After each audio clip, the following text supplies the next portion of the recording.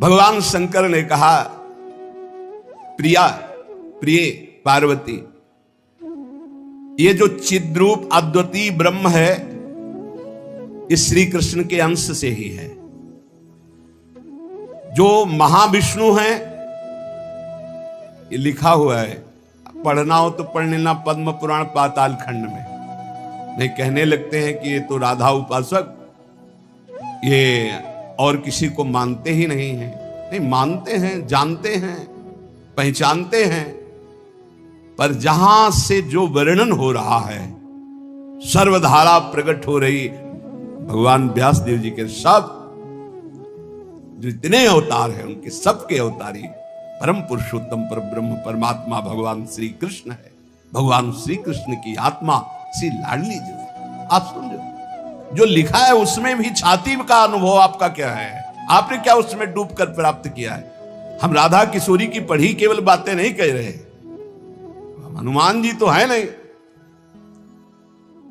कि ऐसे छाती चीरा तुम्हें दिखा दिया कि श्यामा श्याम मांस ही निकलेगा और कुछ नहीं दिखाई देगा, क्योंकि तुम्हारा मांस देखने वाले नेत्र हैं।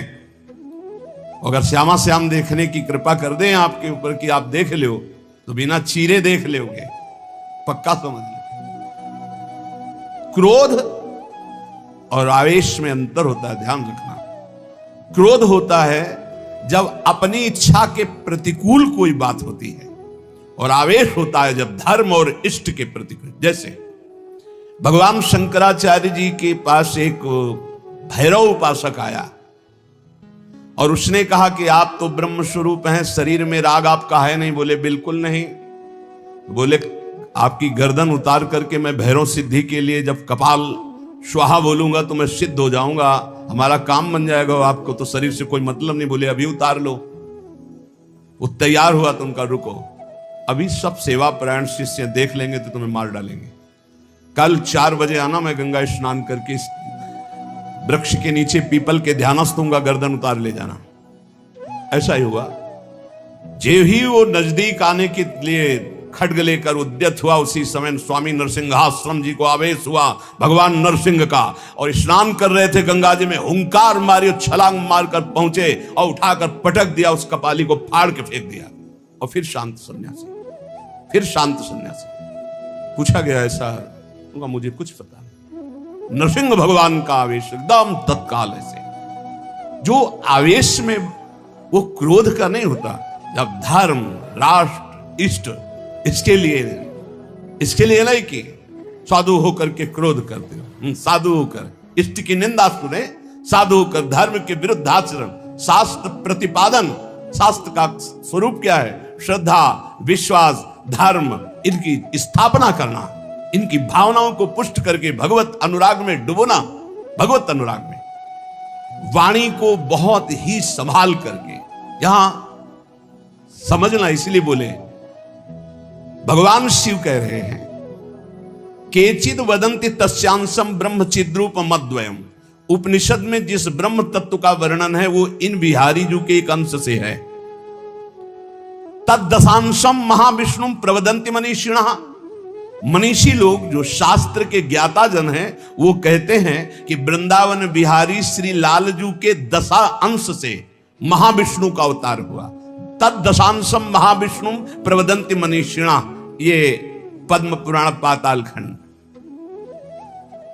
और सनकादि योगीश्वर अपने हृदय में जिन भगवान श्री हरि का चिंतन करते हैं, वो भी ये जो गर्दन टेढ़ी किए हुए, अधरों पर बंसी विराजमान किए हुए, ललित त्रिभंगी अनंत कामदेवों को भी मूर्छित करने की सामर्थ्य रखने वाले वृंदावन बिहारी जी, जो तिरछी चितवन से मंद मुस्कान के द्वारा करोड़ों कामदेवों की सुंदरता को ह्रास, उपहास, लघु कर रहे हैं, ये जो अपने अधरों में बंसी की ध्वनि कर रहे हैं, जो मुरली की ध्वनि से हमारे हृदय को प्रेमानंद में डुबो रहे हैं, त्रिभुवन को विमोहित कर रहे हैं, इनकी महिमा अगाध और अपार है। हे पार्वती जी, ऐसा भगवान शंकर। हे देवी, जिनके नखचंद्र किरणों की महिमा का वेद अंत नहीं पा सकते हैं, तो वेद प्रतिपादित धर्म में चलने वाले ब्रह्म ऋषि कैसे पा सकते हैं? उन्हीं भगवान श्री कृष्ण के संबंध में कुछ और बता रहा हूं, तुम सुनो और सुनकर मुदित आनंदित हो। ये त्रिगुण माया से रचा हुआ अनंत ब्रह्मांड है उन्हीं श्री कृष्ण के द्वारा। उन्हीं श्री कृष्ण के द्वारा ब्रह्मा विष्णु और मैं महेश्वर प्रकट हुआ। जितने भी देवता दैवी शक्तियां सब उनके करोड़वें अंश से उत्पन्न हैं। सृष्टि स्थिति और संहार की शक्ति युक्त से ब्रह्मादि देवता ये सब उन्हीं महान बिहारी जी के वैभव हैं, प्रभु के वैभव हैं, श्री कृष्ण के। श्री कृष्ण रूप का जो करोड़वां अंश है, उसका जो करोड़वां अंश है, उससे कामदेव उत्पन्न हुआ जो पूरी सृष्टि को नचाए दे रहा है। सोचो, श्री कृष्ण के करोड़वें अंश के एक अंश के करोड़वें अंश से कामदेव प्रकट होकर पूरी सृष्टि को नचाए दे रहा है। वो श्री कृष्ण कितने सुंदर हैं। वो ब्रह्मांड में स्थित होते हुए किसको नहीं मोहित कर सकते। ऐसे श्री कृष्ण के श्री विग्रह की शोभामयी जो कांति है, उसके करोड़वें अंश से यह चंद्रमा और सूर्य का प्रकाश होता है। ऐसे तो तेजोमय है वो, ऐसे सुंदर है कि करोड़वें अंश के एक अंश से करोड़वें अंश में कामदेव का प्रादुर्भाव हुआ। श्री कृष्ण के प्रकाश के करोड़वें अंश से एक सूर्य, ऐसे परमानंद में रसामृत परिपूर्ण श्री वृंदावन बिहारी की महिमा का कौन पार पा सकता है। हे देवी, परम आनंद, परम चैतन्यता, विश्व ज्योति, ब्रह्मबोध, ये सब इन्हीं से प्राप्त होता है, इन्हीं से प्राप्त होता है। इनके श्री चरण कमल युगल नख रूपी चंद्रकांति मणि से निकलने वाली जो प्रभा, उसी तेजो ज्योति में पूर्ण ब्रह्म में लीन बताया गया है। और ऐसे विश्व को मोहित करने वाले मदन मोहन, जिनके करोड़वें अंश में सब सूर्य चंद्र काम आदि देवी शक्तियां, इनको श्री राधा जी अपने अधीन किए हैं, इसलिए इनकी प्राण वल्लभा है। यही श्री कृष्ण में शक्ति संचार करके आद्या शक्ति मूल प्रकृति होकर अनंत ब्रह्मांडों का क्षण मात्र में सृजन कर देती है। देवी जैसे उनके अंश से मैं हूं, ऐसे श्री राधा के करोड़वें अंश से आप सब शक्तियों का, देवियों का प्रादुर्भाव हुआ। इसलिए सर्वोपरि राधा पद रज स्पर्श महादेव, सर्वोपरि राधा पद रज स्पर्श, ऐसे स्पर्श से ऐसे महामाधुर्य सिंधु श्री कृष्ण का रसास्वादन होता है। भगवत स्वरूपा श्री राधा जी की महिमा और उनके स्वरूप को कौन वर्णन कर सकता है, जब वेद ही श्री कृष्ण के लिए नेति नेति वर्णन करते हैं। ऊर्ध्वरेता परम बाल ब्रह्मचारी सनकादि ऋषियों ने भगवान ब्रह्मा जी की ब्रह्म सभा में पूजा करके कहा कि हे देव, मेरे हृदय में परम देवता की जानने की इच्छा है। पर देवता जिससे सब शक्तियों का प्रादुर्भाव होता है, सृष्टि का हेतु भूता जितना भी सामर्थ्य शक्तियां हैं, ये सब कहां से प्रकट होती, कौन है इनका प्रकट करने वाला। श्री उपनिषदों में राधिकोपनिषद, शनकादि के प्रश्न को सुनकर ब्रह्मा जी बोले, पुत्र वैसे तो ये बहुत गुह्य विषय है, गुप्त विषय है, अत्यंत गुप्त रहस्य भी अधिकारी के सामने बोल देना चाहिए। और तुम अधिकारी हो, क्योंकि निष्काम निर्विकार सच्चिदानंद स्थिति में हर समय स्थित रहते हो, पर तुम किसी और के सामने प्रकट मत करना। देखो, हर जगह पहले शर्त रख ली गई, इसे गुप्त रखना। जो हृदय संशय शून्य, रसग्राही, गुरु भक्त, शास्त्र के अनुसार चलने वाला, निष्पाप, उस अधिकारी को परमदेव श्री कृष्ण का यश सुनाना। ऐश्वर्य, यश, श्री, धर्म, ज्ञान और वैराग्य, इन 6 ऐश्वर्यों से परिपूर्ण भगवान श्री कृष्ण की महिमा सुनाना। जो उस महिमा में रत है, फिर उसको गोप गोपियों का महारस सुनाना, ब्रज रस। जो उस रस में अभिषिक्त हो जाए, तब वृंदावनेश्वरी का रस, समझ रहे, तब वृंदावनेश्वरी का रस। अखिल ब्रह्मांडों के अधिपति जिन्हें नारायण कहा गया है, ये हमारे प्रभु वृंदावनाधीश्वर के एक अंश से हैं। वे प्रकृति से भी प्राचीन और नित्य नवीन हैं। उनके आह्लाद का नाम है राधा। संधिनी, ज्ञान, इच्छा, क्रिया, ये बहुत सी शक्तियां हैं। ये आह्लाद अंतरंग भूता श्री राधा रूप में विराजमान है। श्री कृष्ण के द्वारा इनकी आराधना होती, इन्हें इसलिए इन्हें श्री राधा कहते हैं। श्री कृष्ण सदैव आराधना में तत्पर रहते हैं, श्री कृष्ण का सदा समाराधन करते हैं। ये गांधर्वा जितनी श्री कृष्ण पटरानियां द्वारिकाधीश के हैं, ये सब इनके अंश से प्रकट हुई है। श्री राधा और रस सागर श्री लालजू, ये एक प्राण, एक मन, दो तन, एक रुचि, एक स्वभाव, एक वय, लीला के लिए दो बने हुए हैं। ये मैं बहुत गुप्त बात बता रहा हूं। ये जन साधारण को, मूर्तम और महामूर्खों को कभी भी इसका श्रवण मत कराना।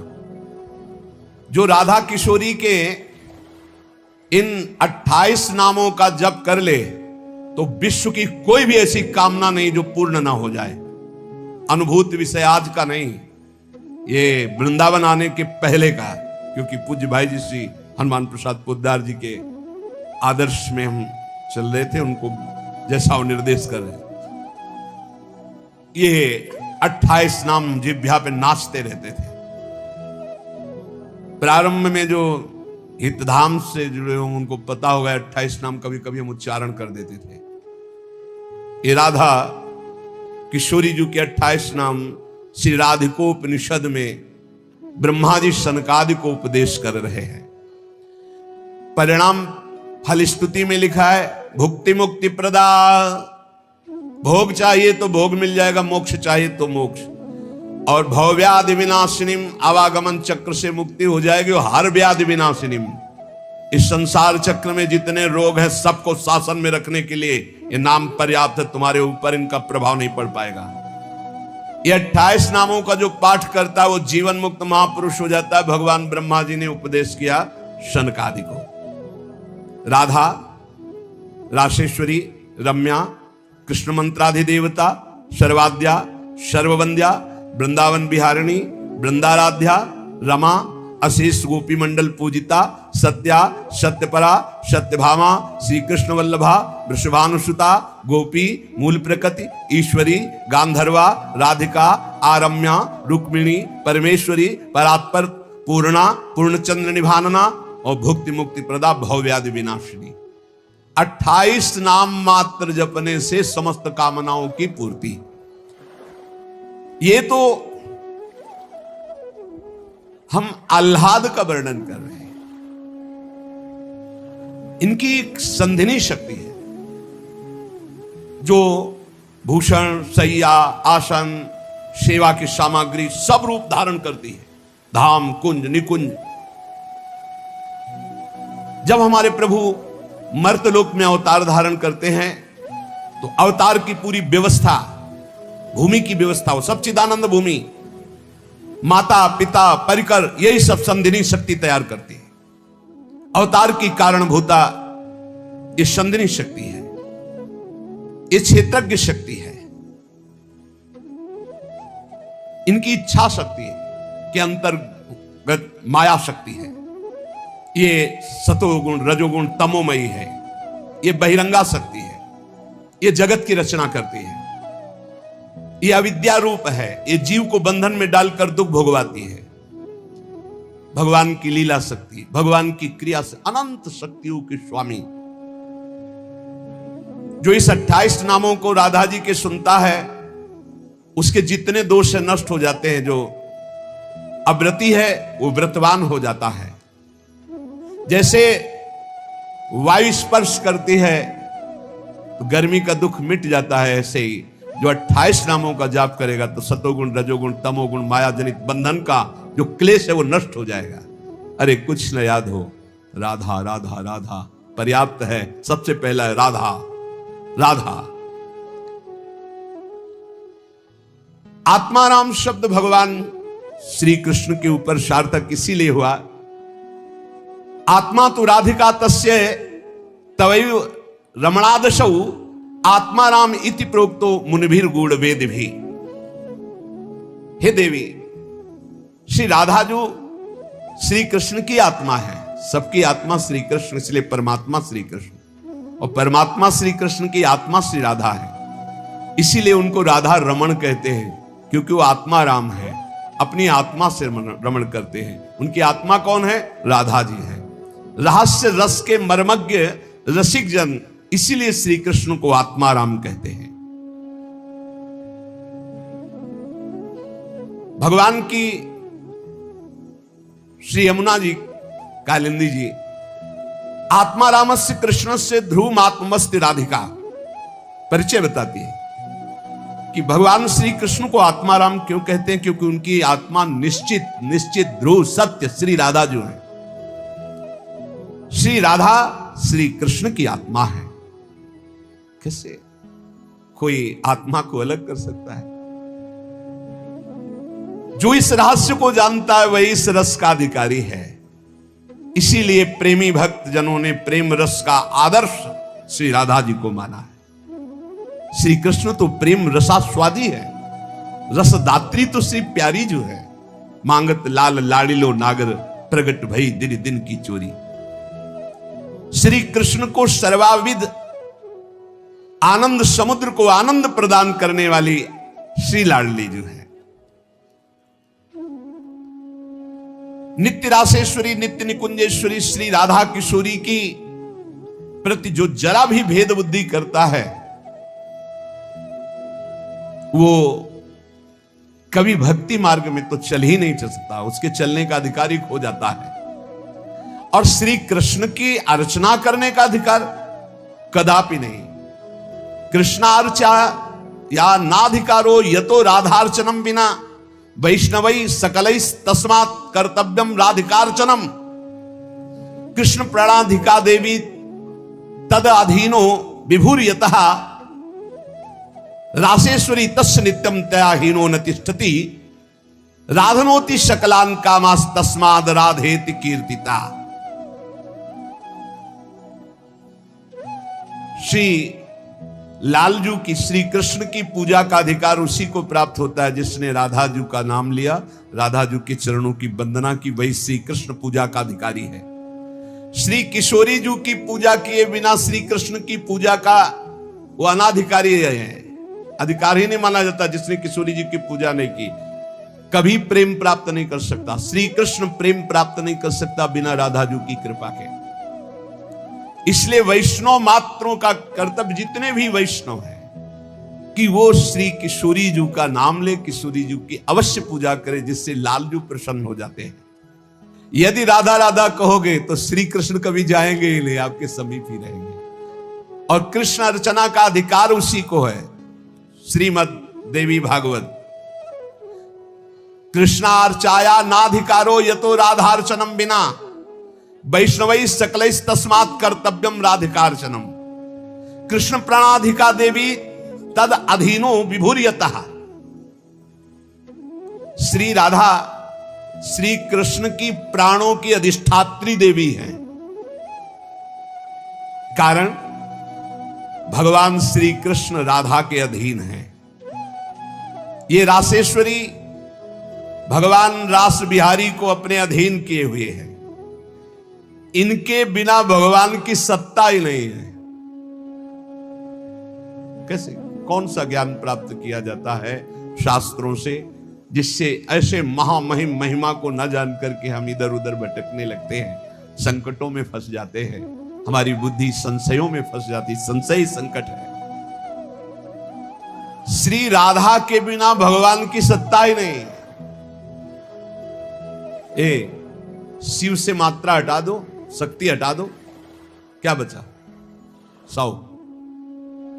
शक्ति लगाओ शिव। तो शिव और शक्ति को कभी अलग किया ही नहीं जा सकता। ऐसे ही प्रेम और राधा, प्रेम बपू, प्रेम स्वरूप श्री कृष्ण और प्रेम का सर्वस्व सार राधा, प्रेमाधीन श्री लाल जी।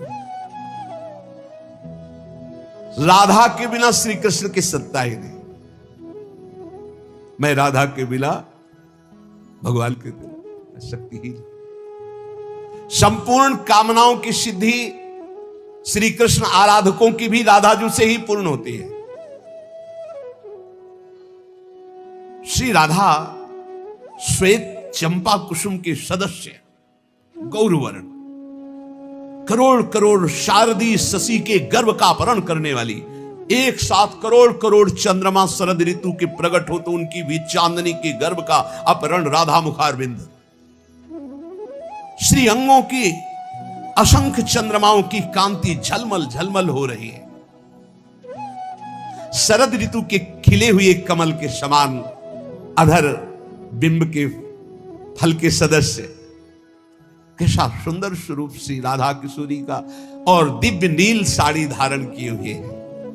प्रसन्न मुखारविंद, मनमोहन के नेत्र इनके नेत्रों में अर्पित है। मुको तो भावती ठोर, प्यारे के नयनन में प्यारो भयो चाहे मेरे नयनन के तारे। बड़भागी है जो इनको नमस्कार करता है। ये रासेश्वरी कृष्ण प्राणाधिक प्रिय है, श्री कृष्ण को अपने प्राणों से भी अधिक प्यारी है। जितनी त्रिभुवन में मां है सब हमारी किशोरी जी के एक वात्सल्य समुद्र के एक अंश वात्सल्य से है।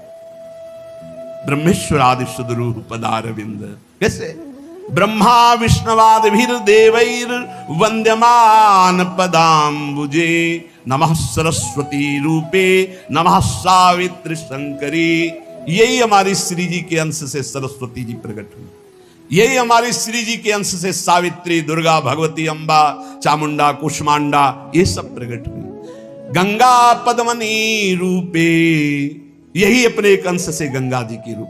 षष्ठी मंगल चंडिके, यही देवी षष्ठी के रूप में, यही चंडिका के रूप में, यही मंगला देवी के रूप में। नमस्ते तुलसी रूपे, यही वृंदा रूपिणी है, यही तुलसी रूप। नमो लक्ष्मी स्वरूपिणी, इन्हीं के अंश से लक्ष्मी प्रकट। नमो दुर्गे भगवती, यही दुर्गा स्वरूप। नमस्ते सर्वरूपिणी, यही सब माताओं के रूप में है।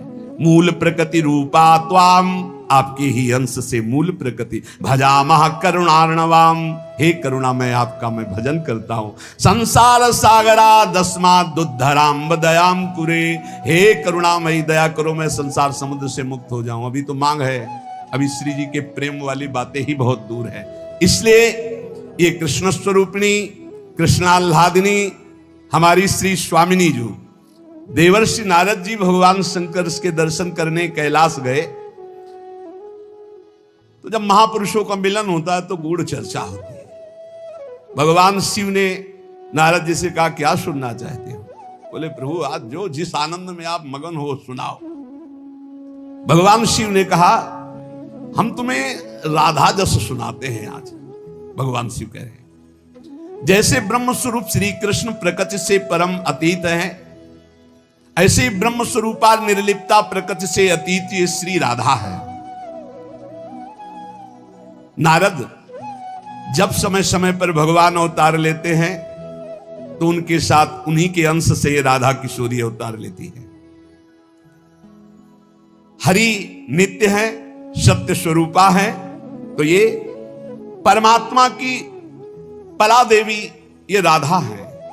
ये रासेश्वरी, ये रम्या, ये रामा, ये कृष्ण कामिनी, रासोद्भवा, कृष्ण कांता, कृष्ण वक्षा स्थल स्थिता, कृष्ण प्राणाधि देवी, और इन्हीं से महाविष्णु का प्रादुर्भाव होता है। ये महाविष्णु की भी जननी है।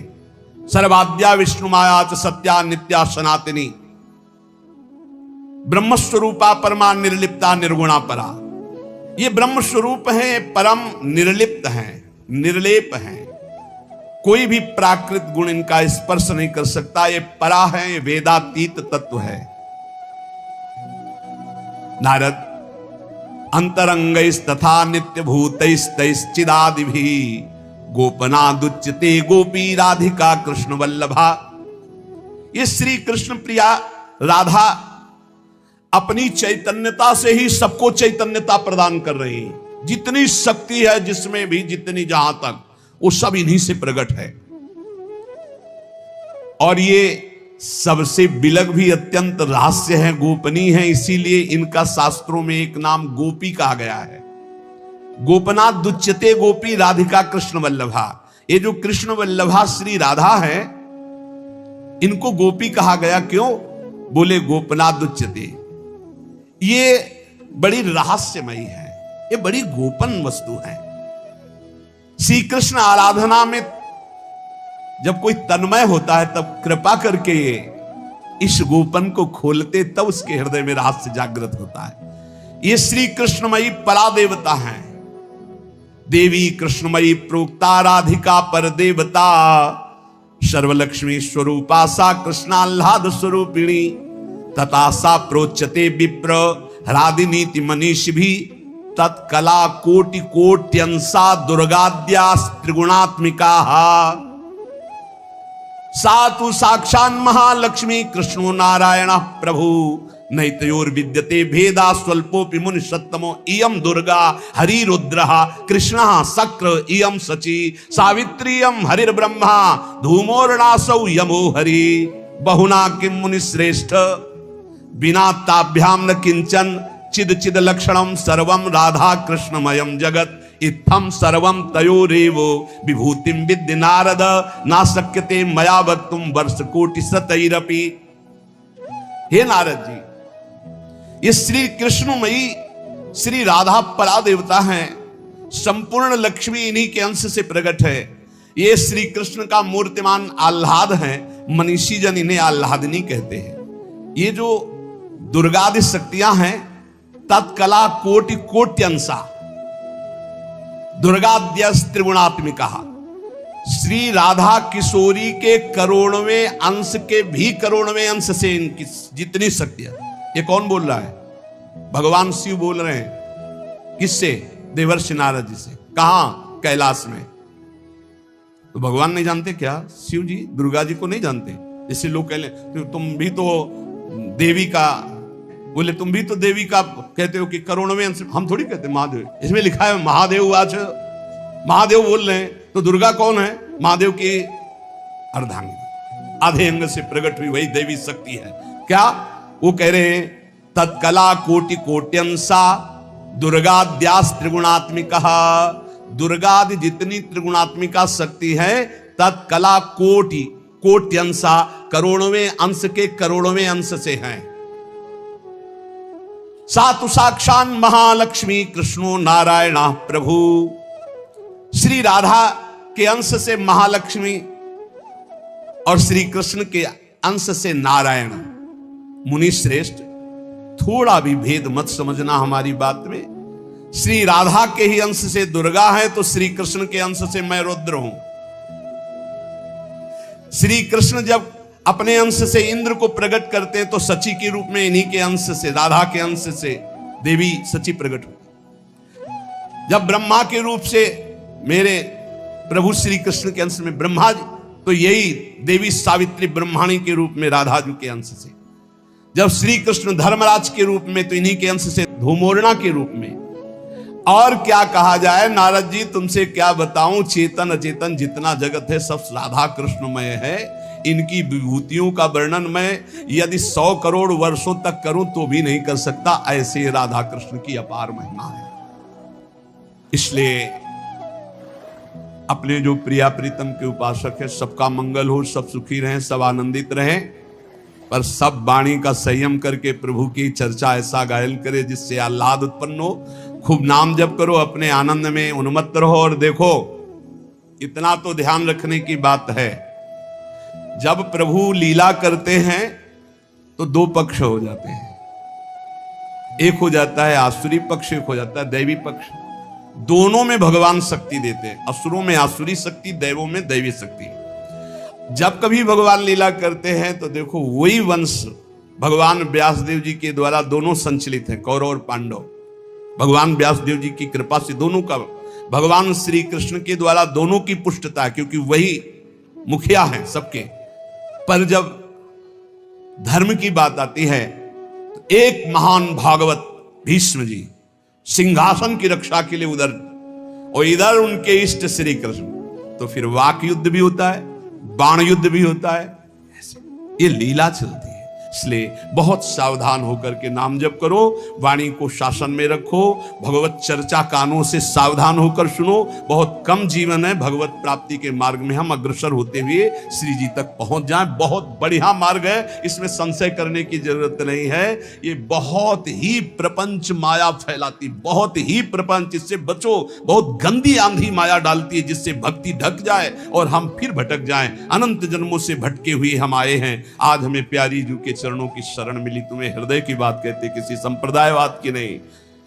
आज तक अनंत जन्मों तक मुझे जो विश्राम नहीं मिला, सुख नहीं मिला, हमारी लाडली जू ने हमें दिया है। वही सुख आपको बांट रहा है श्री जी की प्रेरणा से। आप संशय शून्य होकर राधा राधा जपे और राधा किशोरी के चरणों का आश्रय, वृंदावन धाम की कृपा आप देख लें, खुद देख लें कि आप निहाल हो रहे हैं कि नहीं। यहाँ के उपदेश सुनकर के साधन में लगो, प्रमाण तुम्हारी छाती होगी, हमारे ग्रंथ नहीं। तुम्हारी छाती होगी, तुम्हारा परिवर्तन होगा, तुम्हारा आनंद होगा, तुम्हारा विश्वास होगा। बस तुम दृढ़ता से एक बार चल के देखो, वही एक परम तत्व है, दूसरा कोई नहीं है। और वही रस समुद्र रूप जब धारण किया तो श्याम सुंदर, और वही जब रस समुद्र का सार हुआ तो प्रियाजू। ऐसी जुगल उपासना, बिल्कुल संशय नहीं। श्री राधा वल्लभ लाल की। हे हनुमान, तुम कुछ बोल नहीं रहे, चुप हो।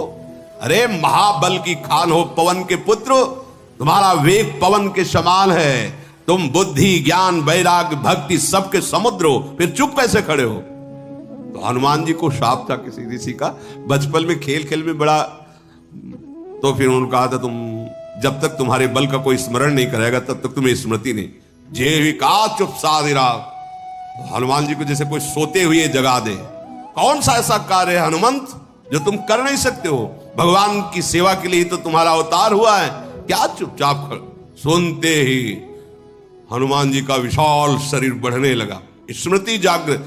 पर्वतों का राजा सुमेरु, ऐसे मानो हनुमान जी ही हनुमान जी, विशाल काय, स्वर्ण जैसी कांति, अद्भुत तेज, मानो दूसरा सुमेरु पर्वत विराजमान हो गया हो। क्या करूं? जाम्बवान से पूछो, क्या करूं? पी जाओ, नांग जाओ, क्या करूं? आदेश करो, क्या करो? महान बलशाली हनुमान जी। इशारा हो, अगर आप लोगों की सलाह हो तो पूरा लंका उखाड़ के ले आओ राम जी के पास। मजाक नहीं, ऐसे ही है महाराज। कह रहे पूरा त्रिकूट पर्वत में एक लंका बसी है, हम त्रिकूटे पर्वत उखाड़ के ले आवे राम जी के पास, धर दे कि ये सीता जी है। क्या करूं? क्या आदेश? आदेश क्या करूं? क्या जाके इस समुद्र ऐसे ऐसे लांग। हनुमान जी अमित पराक्रमी, अमित माने कोई सीमा नहीं बल की। वो भीम चरित्र में सुना था ना, कांप गए भीम, भैया थोड़ा छोटे हो जाओ, हमें डर लग रहा है। भगवान बोले भाई इतना करना, जाम्बवन जी ने कहा भगवान का आदेश केवल खोज करना है सीता जी की। इतना करहु तात तुम जाई, सीत ही देखी कहो सुधि आई। तब निज भुज बल राजीव नैना, कौतुक लाग संग कपिसेना। बस तुम महाराज समुद्र लांग के जाओ, सीता जी की खोज करके और पुनः और प्रभु को सूचना दो। प्रभु अपने बाहुबल से इस दुष्ट को परास्त करेंगे और उनके यश का गायन होगा। आगे का चरित्र है। और हनुमान जी जब सिया जी के पास जाकर के, सिया जी के सामने बहुत छोटे रूप में खड़े थे, कहते मां ये राक्षस कुछ नहीं है, आप दुखी मत हो, रघुनाथ जी का परम पावन यश होगा, वो आएंगे। आप बोले बेटा बहुत बातें करने से नहीं होता, बहुत बलवान राक्षस है। तो कहा अगर मां प्रसन्न हो तो देखो, वो छोटे हो जाओ, ठीक है। बोले मां आपसे सत्य कहता हूं, रघुनाथ जी को साक्षी करके, इस रावण के 10 मुंह तोड़ करके और इसकी पत्नियों को बंदी बना के इसको सहित और आपको पीठ में सुखपूर्वक बैठाल करके अभी अभी रघुनाथ जी के पास ले जाऊं। पर प्रभु का आदेश नहीं है और उनका पावन जस बढ़ेगा। स्वामी के जस के कारण मैं चुप हूं, आप दुखी मत हो। महाबलशाली। हनुमान जी महाबल